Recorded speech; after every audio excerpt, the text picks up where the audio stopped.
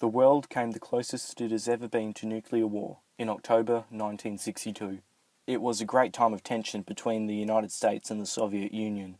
One wrong move could lead to nuclear war and the end of humanity as they knew it. This 13-day political standoff is known as the Cuban Missile Crisis. The Cold War was a war between the United States and the Soviet Union that began in 1947 and ended in 1991. It was a war that did not include military conflict. Instead, it was a time of geopolitical tension. It was mainly fought through an arms race between the two sides. One big component of this arms race was nuclear weaponry. The US had stationed nuclear missiles in Turkey as a threat to Russia. This, of course, made the Russians feel uneasy. In 1959, the Soviets gained power in Cuba and teamed up with Fidel Castro, a communist revolutionary and Prime Minister of Cuba. Cuba had become dependent on the Soviets for military and economic aid. The relationship between the US and Cuba was a hostile one by 1962, as the US had launched an attack there in 1961. Castro had a problem, and that problem was the US. Soviet leader Nikita Khrushchev also had a problem with the US.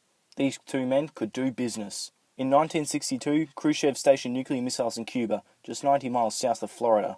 If these missiles were to become operational, they would be capable of reaching targets in the US in just minutes. Khrushchev saw the installation of the missiles as a way of evening out the playing field with the US after they stationed nuclear weapons in Turkey. Both Castro and Khrushchev saw these missiles as a way of deterring future aggression from the US. October 14th, 1962.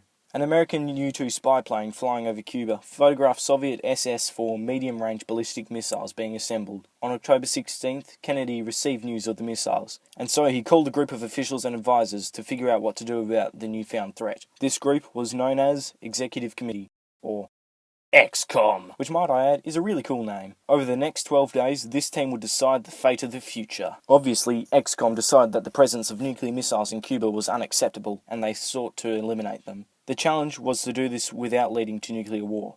After nearly a week, they came up with a few options. One option included a bombing attack on the missile sites and a full-blown invasion of Cuba, but this would almost definitely create further conflict. Kennedy decided on a more passive approach. First, the US Navy was to establish a blockade of Cuba to prevent Soviets from delivering further military equipment. Yeah, but isn't a blockade an act of war?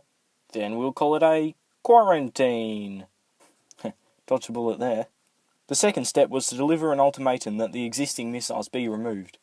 October 22nd, 1962. Kennedy addressed the US citizens via television broadcast. He notified Americans about the presence of nuclear missiles in Cuba. He explained the naval quarantine and that the US forces were prepared to neutralize the missiles. Many feared that they were on the brink of nuclear war. October 24th, 1962. Soviet ships head towards the quarantine line. An attempt to breach the line would result in military conflict, but the ships stopped before reaching it. Tensions rose on October 26th, when Kennedy rose military readiness to DEFCON 2, just one step away from nuclear war. This meant that armed forces were ready to deploy in just 6 hours. XCOM received a letter from Khrushchev on the 26th stating that he offered to remove the missiles from Cuba if the US promised not to invade Cuba. The next day, they received a second letter stating that they would remove the missiles from Cuba if the US removed their missiles from Turkey. October 27th. An American reconnaissance plane was flying over Cuba. Uncertain of whether or not this was a bomber or a reconnaissance plane, Cuba decided to shoot it down. Kennedy chose not to retaliate, wanting to avoid military confrontation at all costs. The next day, XCOM officially accepted the terms of the first message from Khrushchev, and secretly agreed to remove their missiles from Turkey. On October 28, 1962, the Cuban Missile Crisis finally came to an end. The world managed to avoid all-out nuclear war. For now.